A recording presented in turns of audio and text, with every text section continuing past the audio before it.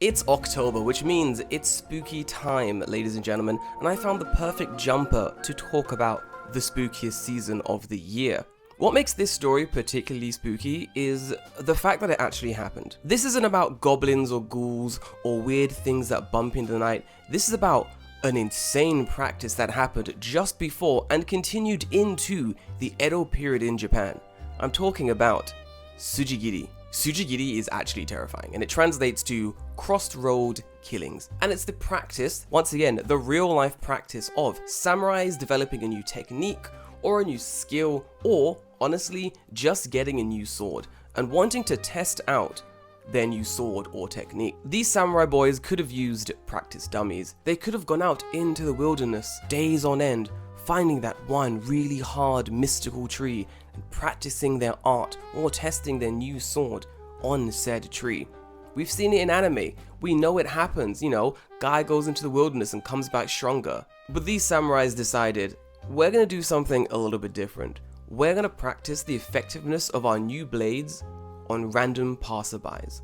That's right, Tsujigiri is the art of practicing the effectiveness of your new blade on defenseless human passerbys, thus crossroad killings.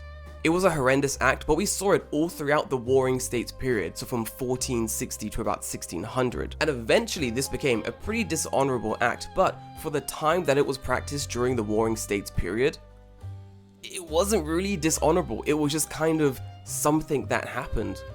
There was even a sister technique of the Tsujigiri, which was the Tsujinage, which is kind of the same thing as the Tsujigiri, but instead of you slicing your opponents with a new blade or technique, samurais or other practitioners would practice their secret ninjutsu techniques by throwing bladed weapons at people, thus the nage meaning to throw. Both these techniques were extremely messed up, and it was all in the pursuit of honing their techniques and working out the effectiveness of them on human opponents. I guess their way of thinking is, I can't bring an unpolished technique into the samurai battlefield, which you kind of understand, but at the same time, brother, take a practice dough, fill it with water.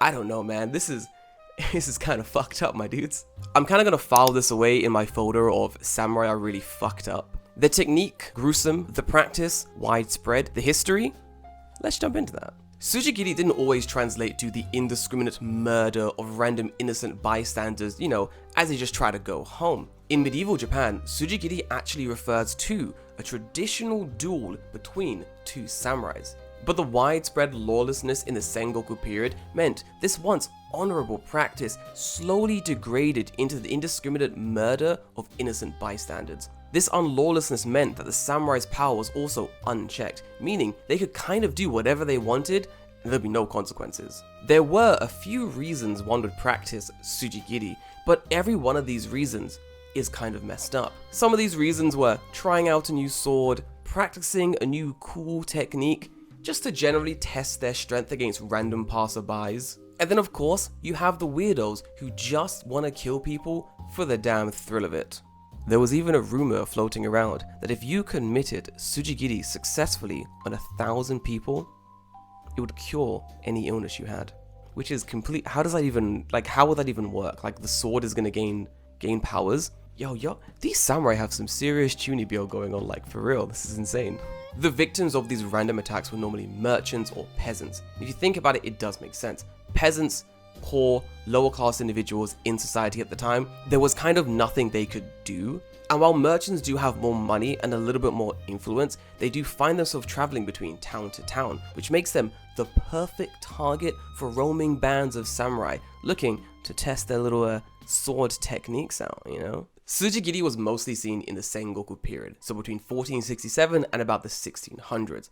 Very shortly after order was somewhat restored, the Edo government decided, okay, we've got to get rid of this indiscriminate killing that's going on in our back streets. So in 1602, the Edo government decided, no more crossroad killings, no more Tsujigiri, and it was outlawed.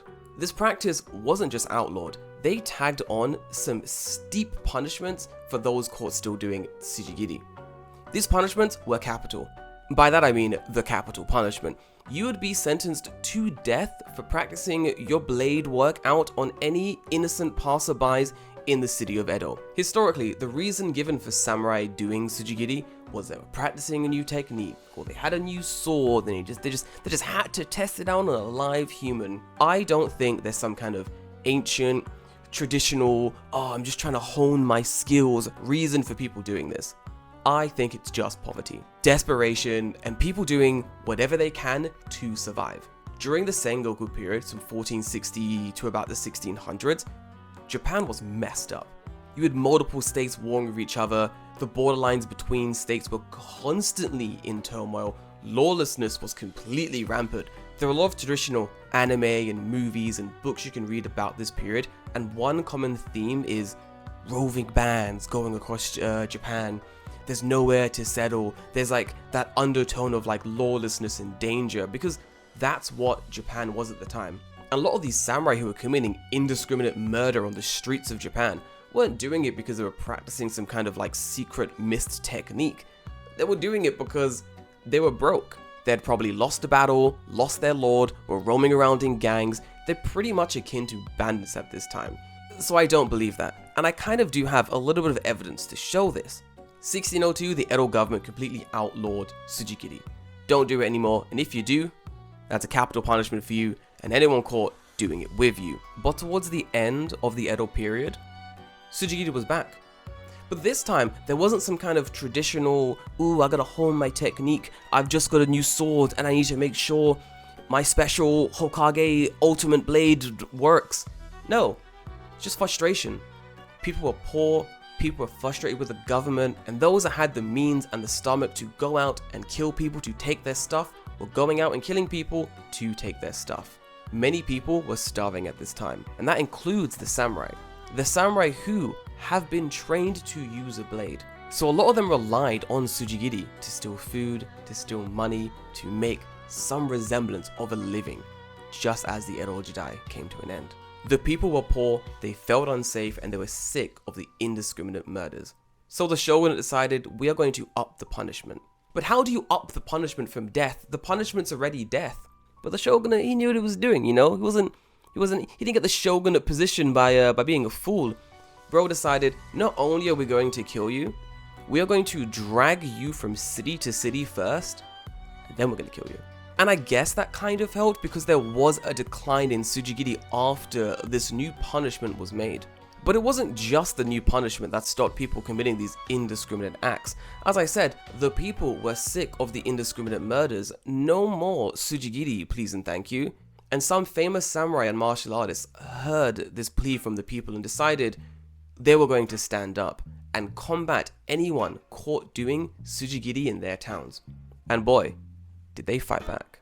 Towards the end of the Edo period, Tsujigiri was back on the menu, and there were roving gangs of samurai up and ready to order. Enter our hero, Motoyashi Kanaya. Famous martial artist during the Edo period, he had heard of stories of roaming gangs of samurai committing Tsujigiri by the Akabane-bashi bridge. Motoyoshi, being confident in his skills, decided, you know what? I'm gonna put a stop to these boys. If no one else is gonna stop these guys indiscriminately killing the people in my area, I'm gonna do it. And do it he did.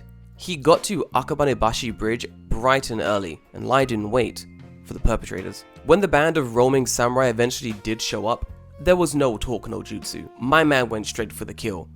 And I do mean that. He killed every single samurai under that bridge. The people were sick of Tsujigiri, and while increasing the punishment did help, a few vigilantes during the Edo period who took arms up against the bad samurai really did push home that the people were no longer going to sit there and be indiscriminately killed by random samurai who are testing their skills. Nice try, idiots. Tsujigiri was absolutely terrifying, and while there are reports of it happening throughout the entirety of Japan from the 1400s until just after the Edo period, there was no kind of mass killing in Japan at this time, apart from one incident. The biggest attack we know of in which a large amount of people were indiscriminately stabbed or slashed or killed was the Yoshiwara 100 people slashing. This happened in 1696 when wealthy Lord Jizo Zaemon Sano killed an indiscriminate number of people. The story goes he had some kind of a psychotic break and murdered dozens of prostitutes with a katana in Yoshiwara, which was the red light district of the Edo period at this time. The shogunate already increased the punishment for this crime, and although he was of wealth and status, the authorities did not care, and he was treated as a spree killer. He was later sentenced to death and executed. Much later, a kabuki play was made about the incident, which inspired a 1960 adaptation of said kabuki play called Hero of the Red Light District. Tsujigiri is an outdated term in 2025 Japan, and of course random slashings and crimes still do happen in Japan. If you're looking for classic Tsujigiri, you're gonna have to turn to media, TV shows, and of course games. And thank God for that. For example, in Pokemon games, you can find a move called Night Slash in English, which translates to Tsujigiri in Japanese. I think we've learned that there are scarier things than Japanese ghouls and goblins. Tsujigiri is probably one of the scariest things I've read about in a long time. Indiscriminate murder by samurais? No thank you. I'll take that weird but-I demon, thank you very much.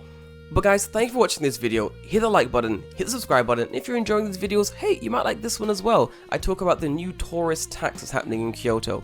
But anyway guys, I will see you in the next one. Bye bye.